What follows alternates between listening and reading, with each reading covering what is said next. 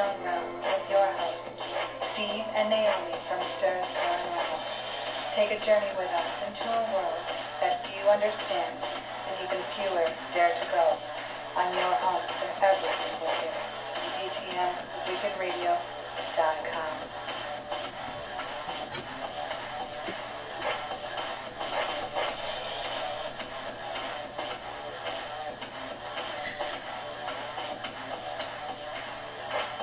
Welcome to Into the Unknown Realm. I'm Naomi. I'm Steve. I'm Jerry. They're sleeping. And our silent partner. But sometimes doesn't stay silent. Sporting a baseball hat with the Boston Red Sox on it today. Steve on the chat line. Yep, our Steve E. We have Steve C. and Steve E. First of all, I think we want to say Happy Veterans Day and a huge thank you to all of our veterans. We know so many. We have a couple within our group, which would be our very own Steve Clark and Dan LaRose. Yeah. Thank you for all your service. You're welcome. And we also actually, the son of our Katrina Dylan, he is actually currently serving, which is awesome. Yeah, clap for him. We love and adore him as well. Make sure you guys all stay safe wherever you are, far away from the country or in the country itself. I don't know if I said that right, but you know what I mean. So if you're out serving your country right now, be safe. If you're home, be safe. And it's a huge dedication. You sacrifice your life and and dedicate your life to your country. And I mean, what happens that's hard. And you guys don't make much money either. I mean, I'm a military brat and lived the life and all that good stuff. And for people who are sacrificing their lives for our country, they don't get a whole lot in return, I would say. Well, you know what, though? I don't think they're really, as me, I only can speak for myself. I wasn't asking for a whole lot. It was what I wanted to do, and I did it for my own reasons. But, a thank you or a shake of the hand never hurts. So. Or your free food that you get today. Free food, yeah. Hopefully, definitely got my free food today. Hopefully, all you veterans went out and got your free food. And my other veteran, that I know, my dad, he decided to play a nice little trick on me. So that was pretty cool. Told me the cops were at the front door waiting for me. So actually, a waitress told me the cops wanted to see me at the front door. And it was actually his father. It was actually my dad. So that was pretty good. Wow.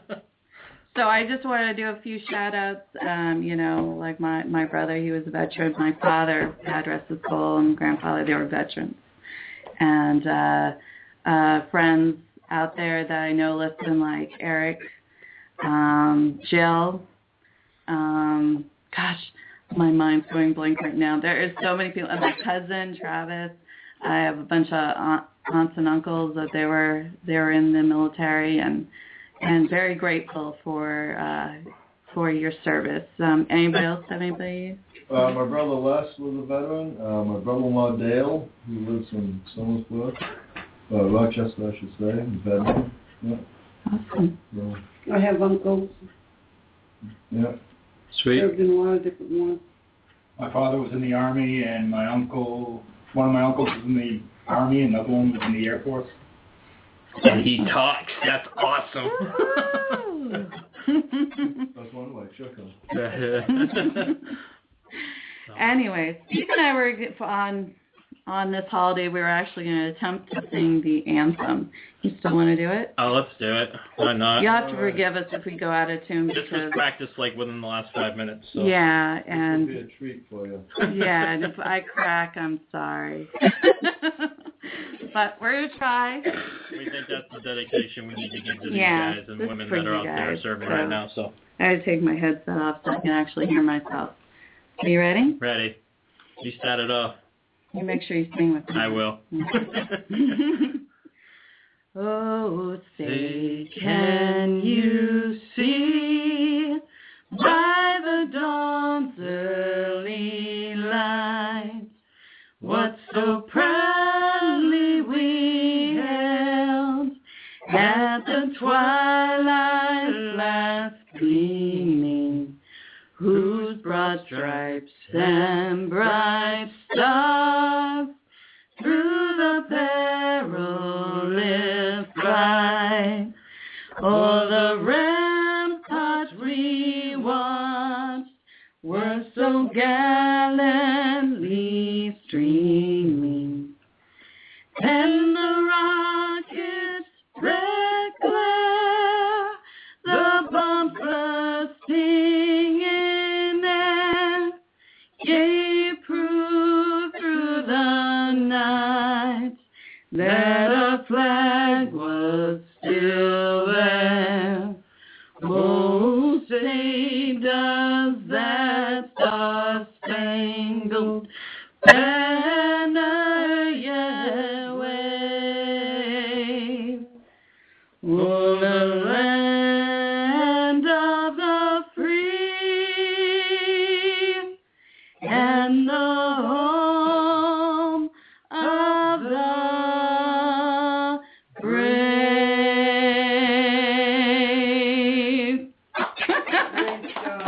There you go. Oh my I goodness. brought my guitar. Live Right? in person from Nance. Very good job. Oh, thank you. I think all three of our guests are on board. That's awesome.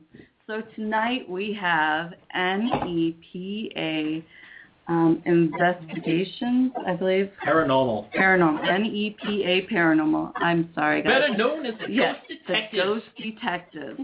These folks kind of do it all. They have their own paranormal group, and then they also have a TV show called Ghost Detectives. And then also on our very TTM own family. TTM family. Tuesday nights at 7. Yep, Check them out. Ghost Detectives online. So you have to listen to them as well.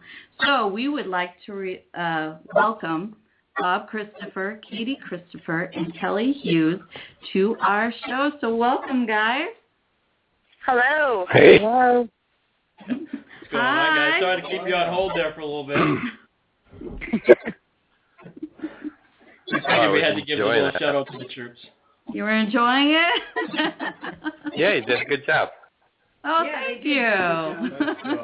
She was worried about that 5 minutes before. So. Yeah. We should have had you guys singing at the World Series. Maybe next year. Yeah. Can you make that happen for us, Bob? Yeah, Bob, you got connections? It's not with Boston. I'm not a big Boston fan. What? Sorry. We gotta go, Bob. Sorry. No. This will make you feel better. I'm a Mets fan. Well, at least it's not the Yankees. Yeah. Right. I don't readily admit I'm a Mets fan, but I am. It's so funny because, like, not to change the sport, but it's so fun because my brother, he's a Raiders fan, and it's so good to torture him because he's so competitive. And I think for a very long time, the Patriots have well outdone the Raiders for so long. And it's sad. And then, of course, my sister, she's a Giants fan. And, you know, I don't know what's going on with that team this year. But we torture each other, our siblings-wise. It's awesome. Anyways, so how are you guys doing? Doing good. Now, who was that? Well, I know Bob's voice, obviously, but... That was Katie. Hi, Katie. Hi. Hi, Kelly. Hello, how are you? Good. So, are any of you veterans? No. I am not. No, unfortunately, we're not. Ah, okay. No free Sorry. meals today for them. Yeah, no free meals for you guys today. No, no. It's actually the first time I've ever taken part in the free meals on Veterans Day, but I have to say it was yummy. So, Kelly, can you tell me what is, for our audience, what's the difference between MEPA and Ghost Detectives? Because you guys are affiliated together, but just to let people know the difference between the two. NEPA Paranormal is our residential team. That is actually what we started out as, 8 years ago, Bob? Around there.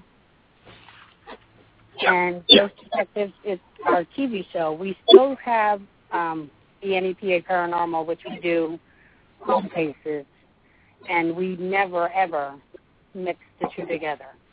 Because obviously most people don't want their private matters on TV. Right, yeah. So on the Ghost Detectives, you guys do on TV, and if I remember correctly, Bob, you were saying that you're mostly through Pennsylvania and maybe a little bit on the outskirts being shown on TV? Yeah, it's mostly up in the northeast corner right now. A little bit of upstate New York we hit, but we're trying to work our way west. Obviously, we're on the net, on GTN and, YouTube, but for the most part, I mean, if you really want to watch any of our episodes, usually we have an entire season up that we're working on our website as we're going along. And if I remember correctly, you and I talked about how you just finished one of your seasons, right? Yes, finally. Yeah. Finally. Yeah, it's been... It's grueling. That's all I can tell you. It's not a lot of fun. It really isn't. There's a lot of work to it. I mean, everybody puts their heart and soul into it. It's just a lot of traveling. A lot of lining up vacations and hotels, and that's why we have Katie. Katie's our case manager. She usually does all that. She does a great job. Katie's the girl. Making sure we have some place to go, and she does a real good job on that. But I mean, it gets actually this couple of months off that we got. We really enjoy our downtime now. We start filming again. When do we start again, Kate? In March, somewhere around in there. More like February. Yeah, sorry. Okay. Yeah. Like, oh. Katie, do you actually get No, I mean, after the Halloween thing, I kind of enjoy the downtime. You know what I mean? I mean, I've already got yelled at last week because it was actually one of our first weekends off, and I can't tell you how long. And Katie booked an emergency case, to help some people out. So we went out and helped some people out this weekend. But That's all about, right, Bob? other than that, that's what it's all about. You can never ever forget where you came from. You know what I mean? I'm so happy. We're blessed, by getting a TV show like we got. And but I mean, the real work and meat and potatoes of everything is obviously doing a residential caseload and helping people out. That's what we're all about. Absolutely. So, Katie, you're one of the co-founders, which is, I believe it's you, your father, and Mike? Is it Mike? Yes. Yes, that's correct. So what brought you to start doing the paranormal? Well, me personally, I never had any kind of experience or anything like that until we actually started doing this. But my father, Bob, grew up in a very, very active home, so I grew up hearing all the stories about it. My grandmother still lived in the home, so I used to sleep over when she babysat me, and it was just something that I grew up with. It was part of life from day one, and eventually it just got really interesting, and me and my father got together, and we're like, we should really do this. And his friend Mike was right away on board, yeah, I want in, and it all just kind of fell together, and it's been a ride ever since. So when you would stay at your grandmother's house, were you ever scared? As a kid, absolutely. I mean, I never had anything happen to me there, but I knew everything that went on from hearing my father talk about it. So, yeah, I was terrified when I was younger. Right. Well, I know like some kids of people, friends that I know, it's almost become a way of their life, going to spend time at relatives' houses that have paranormal things going on, and it does surprise me when they say, "No, I'm not scared. It's there. It just happens," and almost part of the norm. Yeah, it's their norm. They grow up with it, and but me, I'm just like you, Katie. Like I grew up not really experiencing a whole lot of paranormal in my life.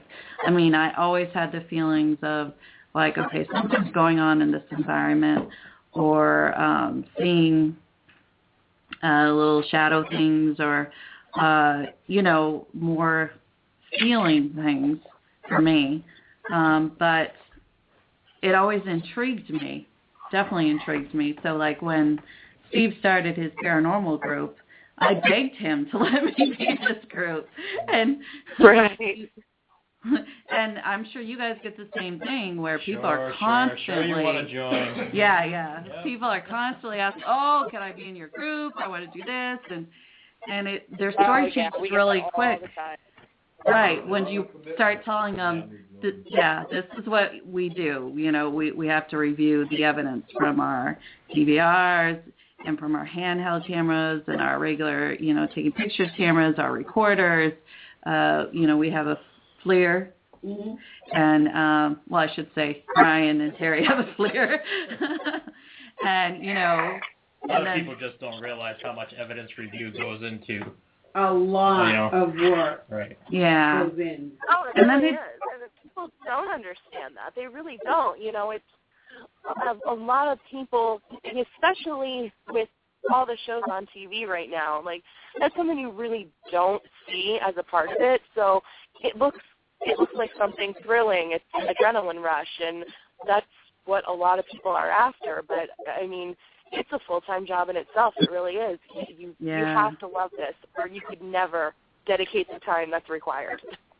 That's right. Full-time job without the pay. Right, exactly. Exactly. Because you love it, and like Brian was saying, the dedication has to be there from each team member, or I should even say family member, because that's about what what teams should be. Yeah, Exactly. It's definitely crazy. I would love to hear from each of you, probably your most scary moment, or in an investigation or something that you experienced paranormally. The most impressive case that you've been on. If Kelly, you want to start? No, let somebody else start. I gotta think. Sorry, Kelly. Wow, at least she's honest. Okay, Bob, you want to do it? You steal mine. I gotta be honest. I'm not gonna steal you. I mean, I don't even know what it is. I know what it is. Okay. You know mine. I always have to revert back to what actually got me into this. I mean, I told you guys before the story, about growing up. I don't know if you guys want to hear that again, but that's I love it. pretty much my scariest. Story. It's definitely my scariest story, to date. I mean, I've been on so many cases, probably about 200 cases, and they're all unique. Yeah, I can't remember all of them offhand, but if somebody gives me an address, I could say, okay, I know what happened in that house, or I know what happened on this trip. Once somebody reminds me of it, I can't remember everything. But as far as growing up as a kid, we lived in a house I would definitely deem, a paranormal haunted house, without a doubt. Back then, there was actually nobody that you could call. There wasn't a lot of groups out there like there is today. I mean, today it's like absolutely crazy how many groups are out there. But, even you couldn't even go to your neighbor and say, okay, I got this guy walking through my walls. You know what I mean? They'd look at you like you're half nuts. But it was definitely taboo, when I was growing up. And even the priest, it's the devil. You don't want to talk about that in front of the priest or anything. So it was tough, dealing with everything because we knew it was happening. It was definitely a classic haunting. It was a murder-suicide in the house. Chains rattling, doors slamming, objects moving, disappearing. Actually, the one night, and I'll tell you the whole story. One night, my bed actually levitated, and it felt as though I was tied down to the bed. I couldn't talk, I couldn't move, I couldn't do anything. I knew it was happening. I could feel it rising, and like the legs kind of going back and forth, hitting the ground, and I couldn't yell for help. My mother, I was probably about 9 years old, 10 years old. And it was terrifying. Yeah, very terrifying. And finally, after, what felt like an eternity, I spit out my mother's name, and she came running in. She said I was as white as ghost, and she said, oh, it was just a night terror. She was just trying to, console me so that, I would calm down, but I knew what happened. And I had a hard time dealing with it. Every night I slept with the light on. You know what I mean? I would sleep downstairs where there was people all the time. I was really afraid to go back upstairs in that room. But after that, we did talk to the priest, and she knew I was genuinely scared. You know what I mean? And we talked to the priest. The priest agreed to come in and bless the house, do the house blessing. And actually, he went one step further, and he blessed some crosses that he brought over. I think there was 7, if I'm not mistaken. There were 7 doorways. So he said put a cross over every doorway, and we did. And things seemed to settle down for a couple of days. And after I'd say about 4 or 5 days, I noticed that the crucifixes were gone. And I said to my mom, why did you take the crucifixes down, And she said, I don't know what you're talking about. So I asked my dad, of course, and he has no idea. So we just kind of looked at each other and let it go. You know what I mean? We really didn't want to discuss it, if it actually happened or not. But it did. I know it did because they were gone, obviously, all 7 of them. But about 5 years later, I remember this day. It's so vivid in my mind. We were walking in with an order, and, she had a big house. It was, like the living room, the dining room, and then you go into the kitchen, and we're carrying, the paper bags in, and I look on the big living room table that we had there, and there are all 7 crucifixes lined up. And we all kind of just, looked at each other. But for the most part, after that event, things had really calmed down in the house. And, here and there you would have little things happen, but nothing to the extreme that it was. So whether it, passed on or saw its calling or whatever, I'm really not sure. So that was probably one of the most scariest things that I ever had happen to me. You have no idea who that was or anything like that? Here's the thing. In the neighborhood, I guess it was hushed up, okay? And, you could look in the paper, and they're not going to put stuff like that, especially back then. That kind of stuff, crime was really, hushed up in that era, when this particular thing happened. And I believe, I'm going to say it was from the 20s, 30s, because of the stuff that this guy was wearing. He was wearing like a top hat and a cape kind of thing when we'd see him. So that was kind of the garb, that era. But I did histories on the place. The only thing that I talked to an old Italian lady that had a store there, and of course the gossip in the neighborhood. She told me a lot of stuff that happened in that house where somebody was abused, and there was just a lot of stuff going on. And, the woman supposedly killed the husband, and then she hung herself. So. Wow. That's crazy. Yeah. Wow. Yeah. So, did you guys ever, go back there and, investigate it? Oh, yeah. Oh, yeah. Actually, after our group had formed, I begged my mother. I said, you got to let us in here. You know, and everybody heard the story. You got to get in there and investigate it. And she said, absolutely, no way are you coming in here and stirring anything up on me. You know what I mean? And then leaving because I was already out of the house. I said, I promise we won't stir anything up. And she just would not let us do it. And my dad passed, and a few years after that, she couldn't keep up with the house. It was just too big. So she decided to move into a high-rise. You know, we got her all moved in. And she called me up, and she said, you have 12 hours to sell the house. Oh, that's and right. I said, oh, great. So, you know, we went in and took the NEPA paranormal team in, and we probably did a 10-hour investigation, and absolutely nothing happened. Nothing. I mean, no activity, no nothing. We got one EVP. Our audio guy, Mark, called me and said, I got one EVP. I said, oh, great. What is it? He said, it's directed to you. And I said, what do you mean? He said, it says you lived here. And I was kind of freaked out by that. Yeah. That's right. I remember I must have asked you the same question. Halloween. Yeah, I remember you saying that. That's right.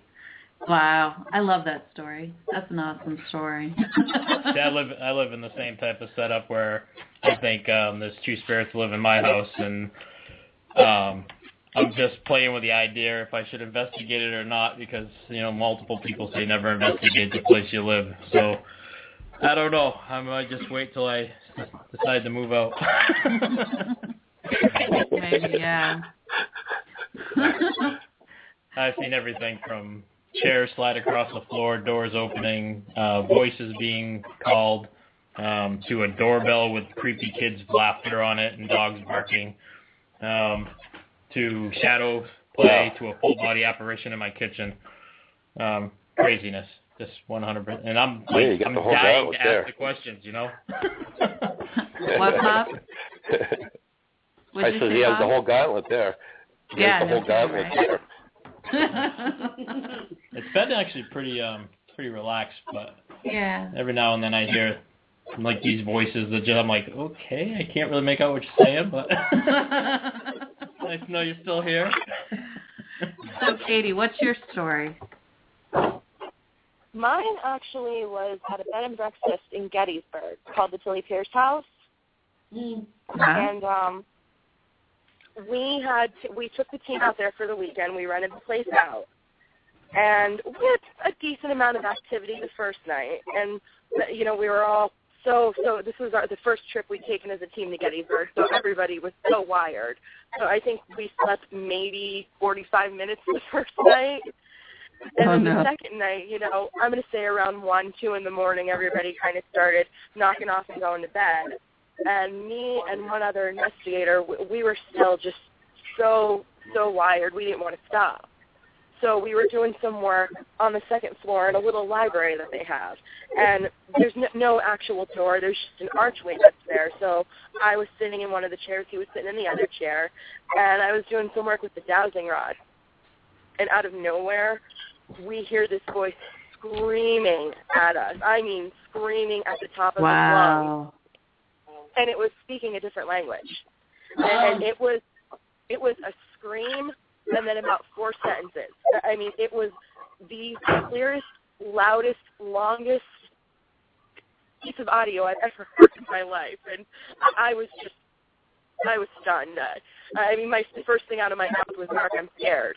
And I don't get scared on investigations. I really don't. And that's something I pride myself in. But, I mean, this really, really shook me up, and I was frozen. I didn't know what to do. Wow. Now, did you ever find out what the language was, or did you catch it on audio recording? Oh, yeah, definitely.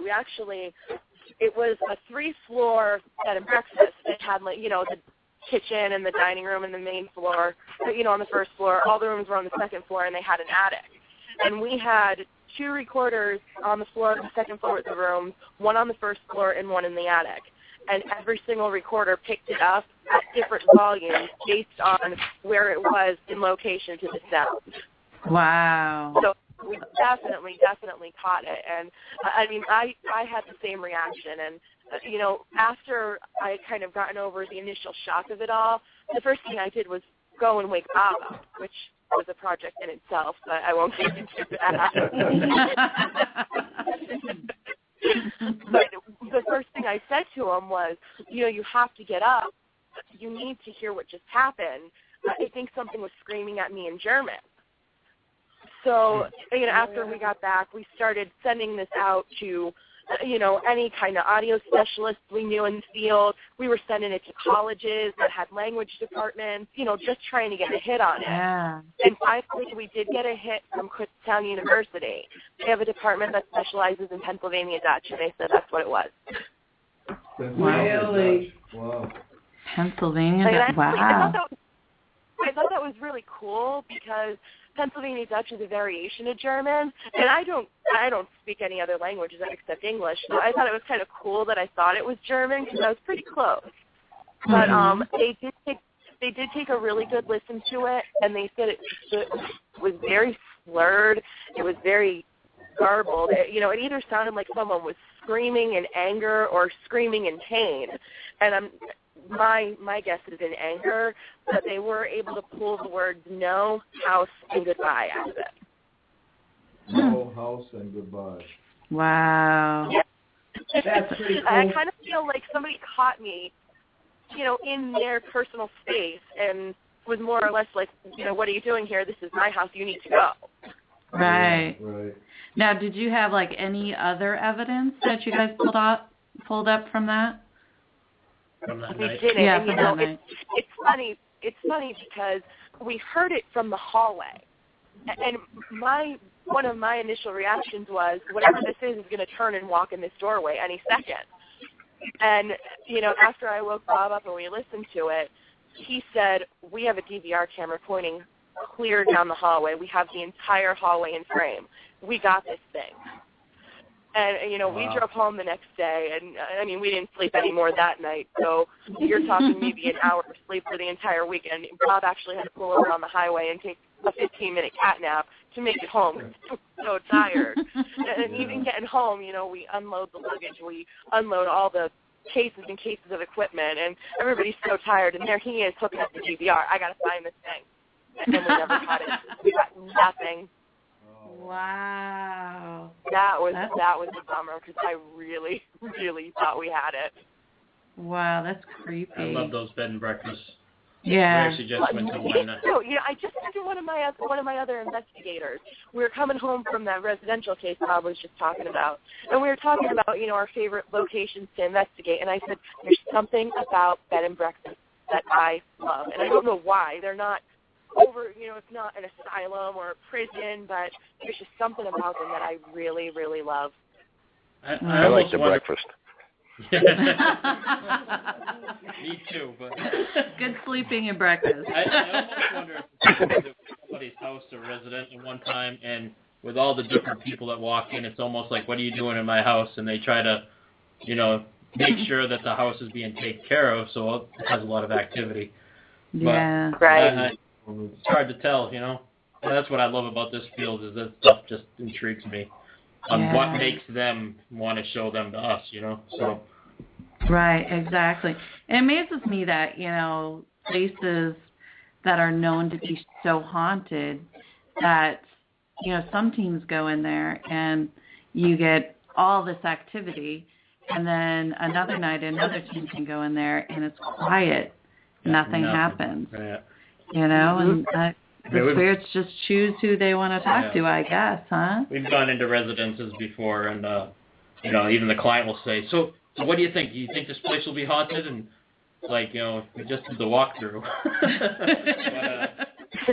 But it's hard to tell because we could set up all our gear, we could ask all the questions, and be in the most active places that they're telling us, and nothing happens because, as you guys know, it's not on cue. So. Right. Exactly. Unless the director says action. No. So, Kelly, are you ready? I am.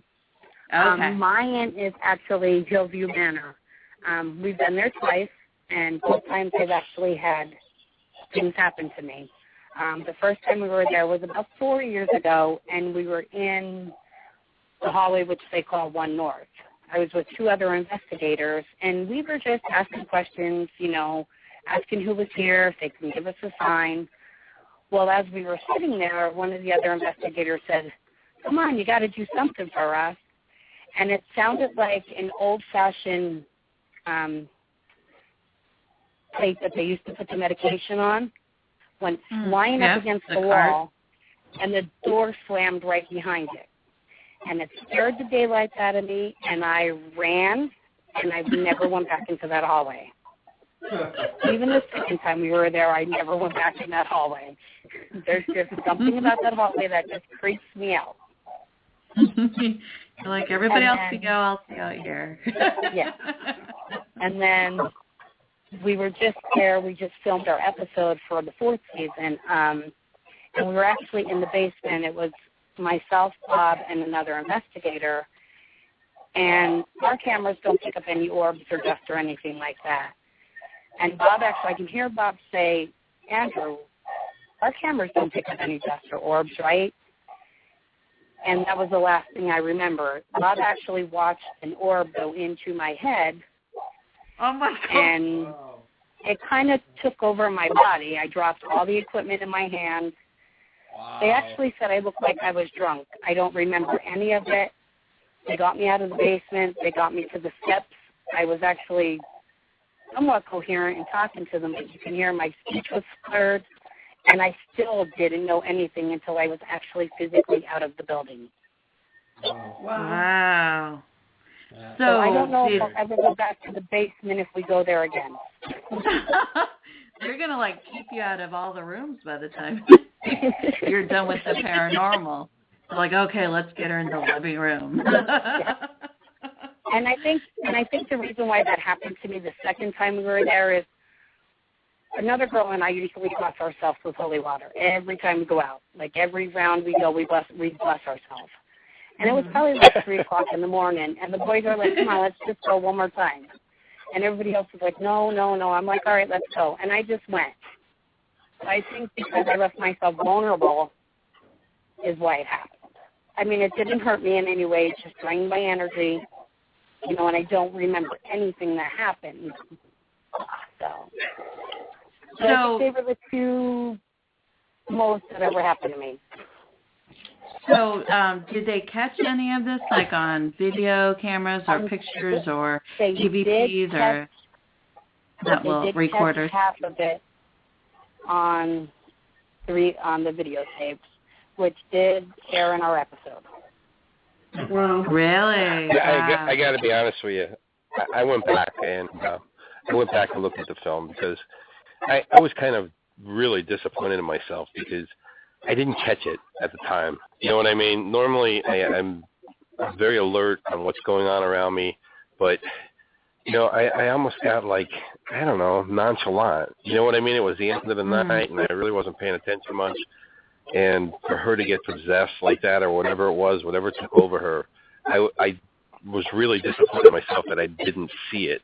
You know what I mean, beforehand. But I did go back and look at the footage from the beginning, because we were down there about 20 minutes before this happened, and I think it happened before that in this boiler room, because you could see her eyes were just like there was something going on. You know what I mean? It was almost she had a blank stare when she was doing the EVP session. You know what I mean? She really wasn't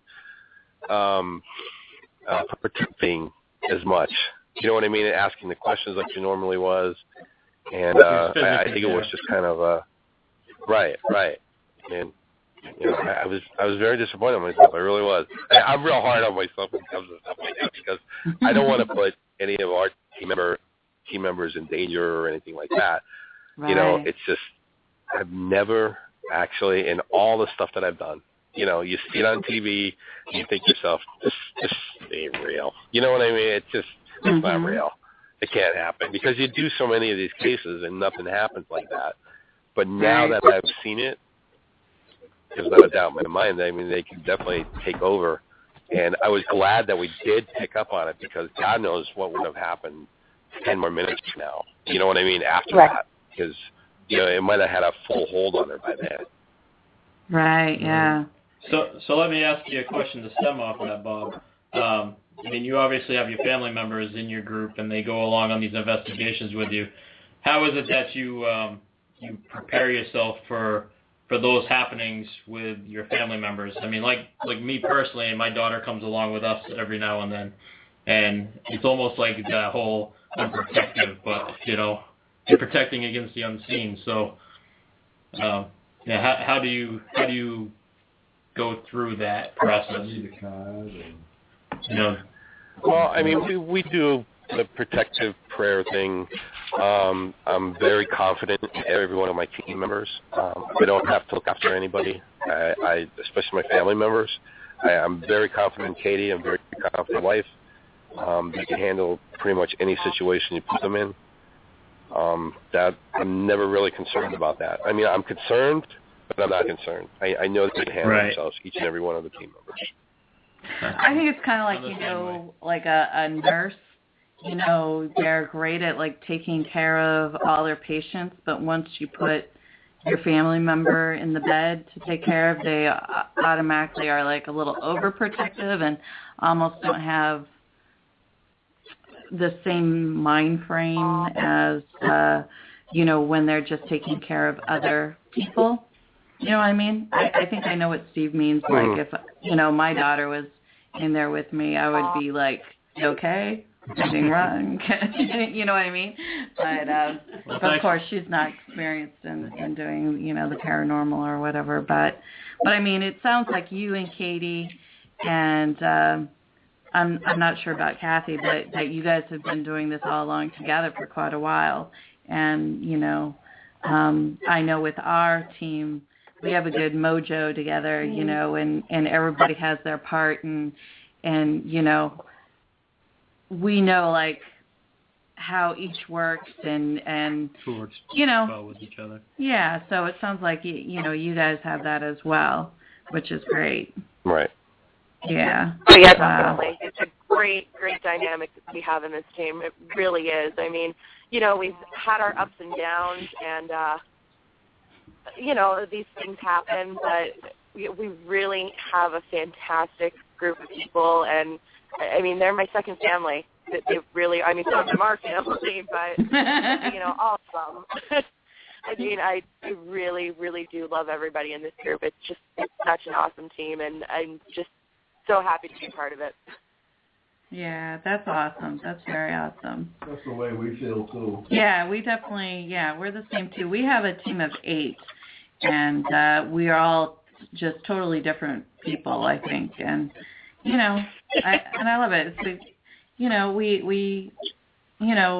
we have young ones, and we have older ones, and different. Why are you laughing? Sorry, Brian. Brian is our eldest, but he's not. He's learning how to talk through a voice recorder, so. Sorry, Brian. He swears to us when he goes he's going to be on our Look, he's giving me right now. We hunt ghosts, and when I become a ghost, I'll be hunting humans. I have a feeling I'm the first to go. He'll be like, hey, guys, I'm over here. Can you hear me now? How about now? He'll be a frustrated ghost. Oh, my goodness. So how many people are on your guys' team? We have 8 and our photographer. 8 and a photographer. Wow. Now, is that for both sides of the team, for the NEPA paranormal and the ghost detectives? It is, and for the most part, we're kind of one and the same. I mean, NEPA Paranormal was our original team. It's, where we started, and that's our roots. So when Ghost Detectives came along, we wanted to keep NEPA Paranormal. It was kind of close to all of our hearts. And we just couldn't give that up. So we kind of carried that with us. So it's the same team. It's just NEPA Paranormal is the residential side, Ghost Detectives is the TV side. Right. Gotcha. Now, on the TV side, is it do you guys do your own filming, or do you actually have a film crew that comes in on location with you guys? Oh no, it's not. No, actually, we do everything ourselves. Nice. Yeah, Why are you looking at me like that, Terry?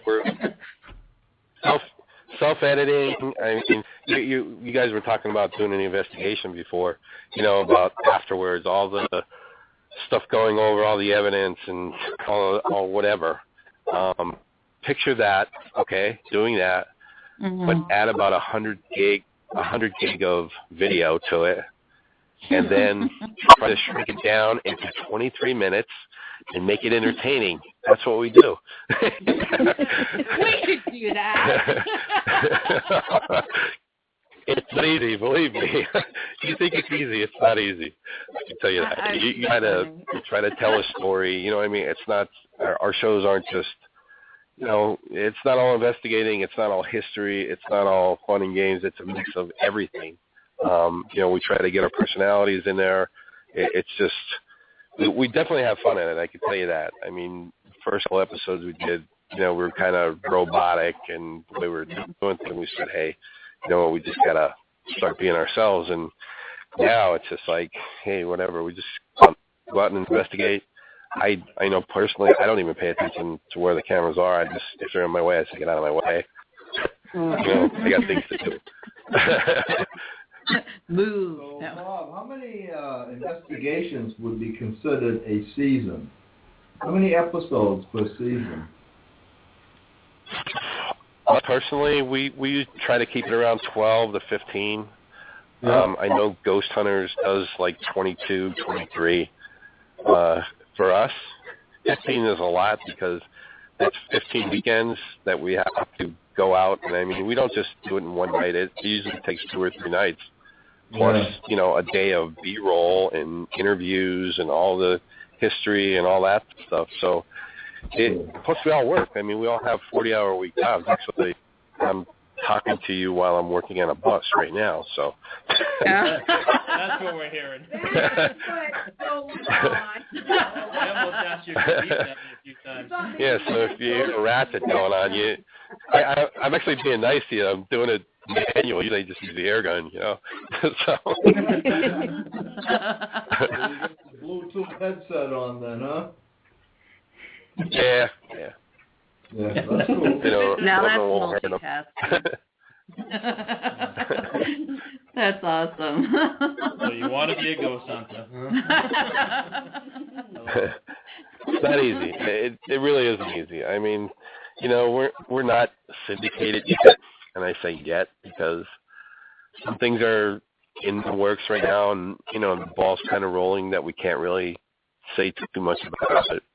Things are looking real good right now in the position we're in. Just us, Bob. There's no one else here. You can Our tell us.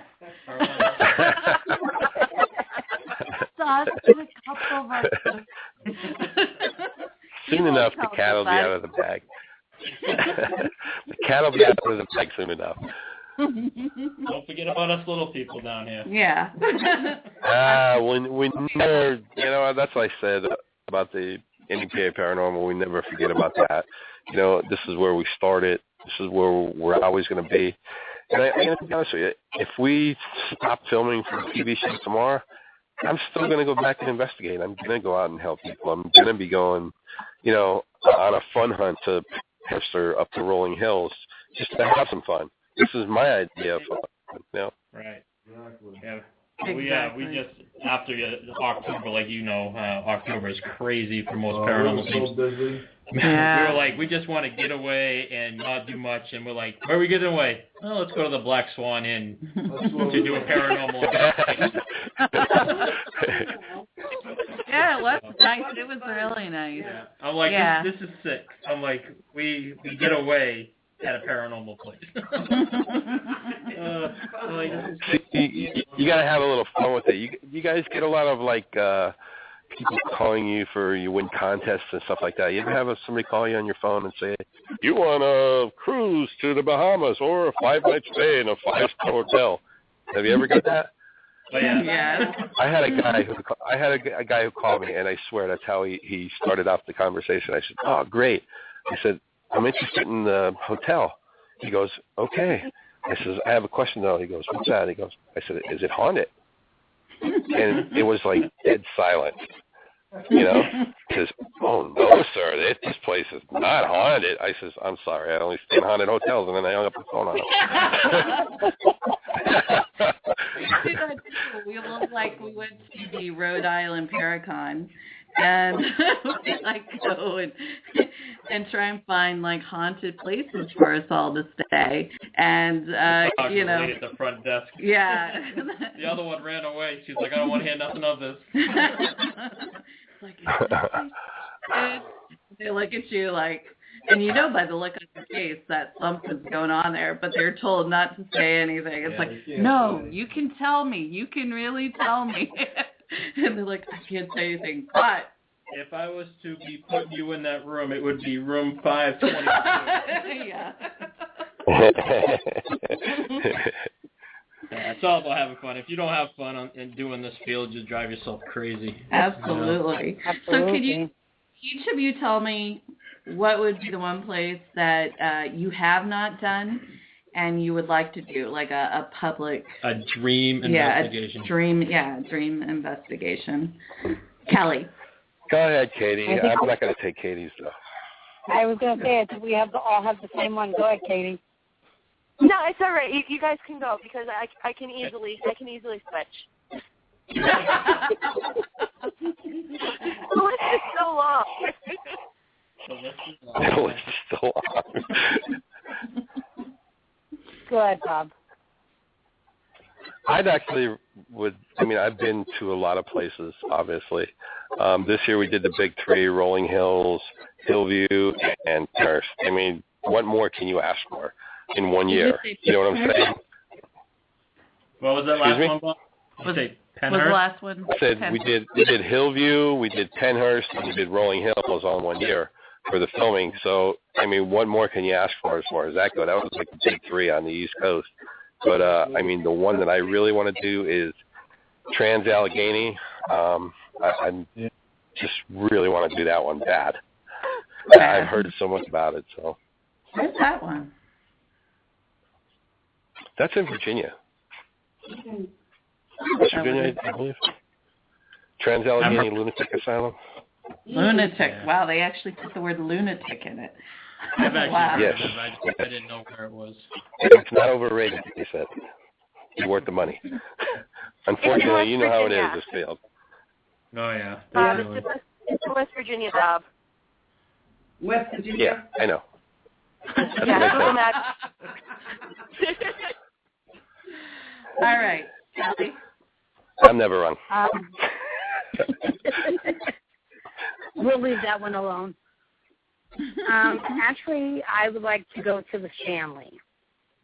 Yeah. Stanley.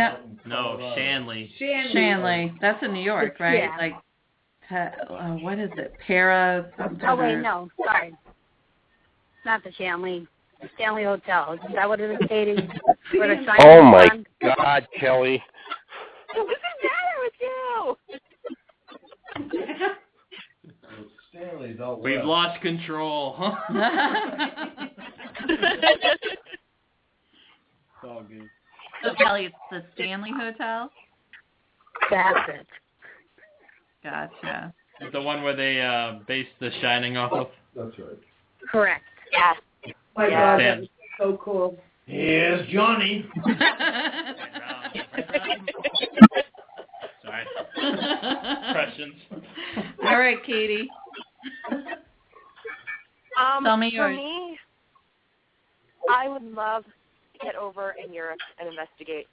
I just want to tour Europe. I want to go see the castles in Ireland. I want to see the castles in Scotland. I want to do the Tower of London. I just have this laundry list. I need like 2 months over there. But yeah, anywhere in Europe is like a dream for me.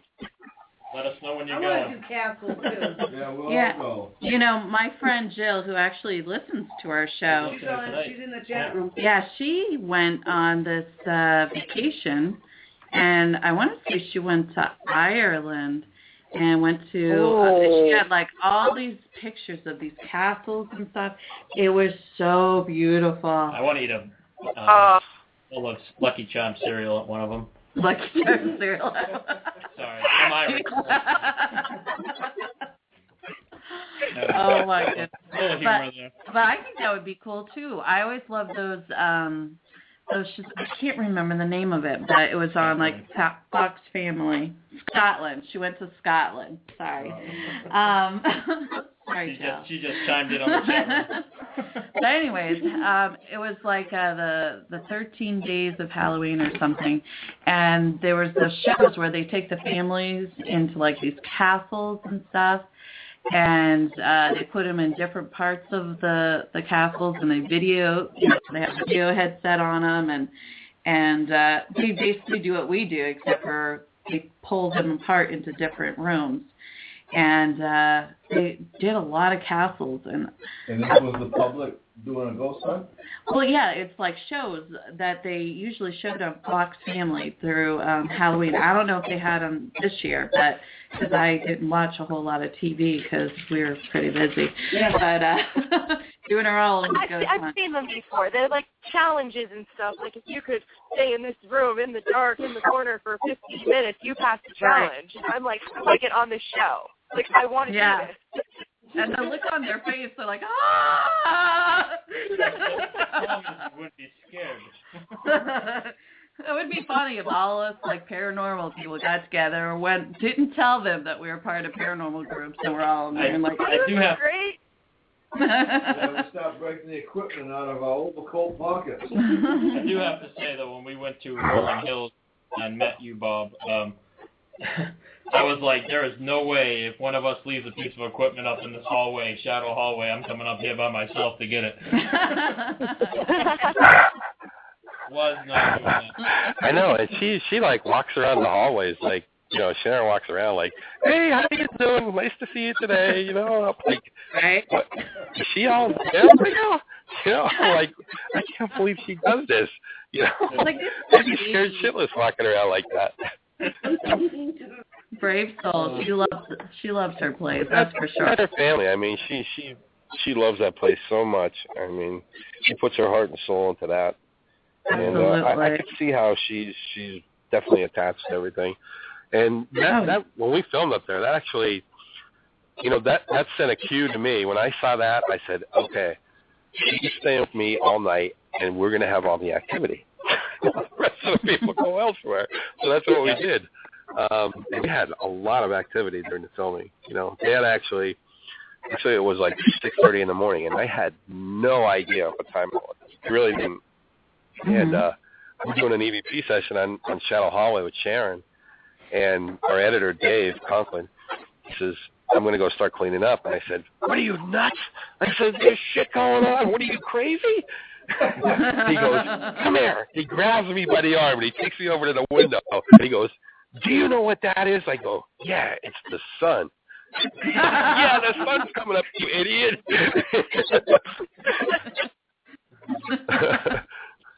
That would be a sight to see. Well, Katie, Ellie, and Bob, it's awesome having you guys on our show, and I hope that you'll join us again sometime. But we're running out of time. But it was great having you guys. Thank you for joining us. Special Veterans Day. Yes, Special Veterans Day. And thanks for having us. Oh, you're welcome. That was a pleasure. Enjoyed having you. Amazing how quick an hour goes when you get amazing people to talk to. So. Yeah. Thank you. Thank you so much, too. Well, you guys have a great week, and once again, thank you for joining us. And good luck on the stuff you can't tell us, you know. Oh, yeah. Thank you. Thank you very much. We'll definitely be paying attention, so. You guys have a Hey, weren't we supposed to hook up for an episode? Wink, wink. Yeah. Wink, wink, yeah. We will be in touch. Yes, wink, wink. Awesome. We would love to do that. We're all for it. Wink, wink. Well, on behalf of Into the Unknown Realm with Steve and Naomi, we'd like to thank all of our listeners tonight, and also thank you for joining us in the chat room as well. And a huge thank you to our guests. Yep, our guests, Katie, Bob, and Kelly. And be safe, guys. Yeah, be safe, and happy Veterans Day to everyone. Good night. Good night. Thanks, guys. You're welcome. Thank you. The historical Fort William Henry Conference Center and Resort is a proud sponsor of GTM Wicked Radio. If you're looking for a relaxing getaway, the historical Fort William Henry Resort and Conference Center is your destination. Come enjoy the beautiful mountains, the gorgeous lake, and everything Lake George has to offer in upstate New York, right off the Adirondack Mountains. For reservations, you can go to www.fortwilliamhenry.com or call 1-800-234-0267. The Fort William Henry Resort and Conference Center is your destination for the perfect getaway.